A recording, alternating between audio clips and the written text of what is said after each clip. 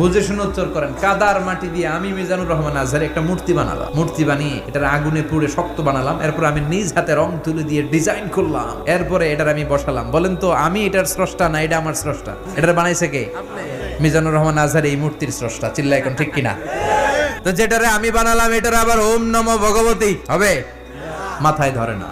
ধরে নিলাম for an example আগুনটাই আমার খোদা। এতক্ষণ তো আগুন রে নম নম করতো, তো পানি দেওয়ার পরে আমার খোদা গেল কই? এতক্ষণ তো ছিল। সাইয়েদনা ইব্রাহিম ভাবলেন আগুন আমার রব হয় কি করে, এটাতে পানি ঢাললে এটা গেল কই? তিনি বললেন না, আগুন আমার খোদা হতে পারে না। এরপর দেখলেন কিছু লোক গরুর পূজা করে, তাদেরকে কটাক্ষ করছি না, শ্রদ্ধা রেখেই বলছি। ভাবেন তো, তিনি দেখতে পেলেন গরুর পূজা করে, আবার যখন জুতা বানানো দরকার গরু জবাই করে ওই গরুর চামড়া দিয়ে জুতা বানায়া পড়ে। তো এইটারে খোদা মানে কি করে? খোদার গায়ের চামড়া দিয়ে জুতা, কত বড় বেয়াদব। সাইয়েদনা ইব্রাহিম এই কমন সেন্স খাটালেন, ওনার বুদ্ধি বিবেক খাটালেন, চিন্তা করলেন, অনুসন্ধান করলেন, করতে করতে করতে উনি মহা সত্যের সন্ধান পেয়েছেন।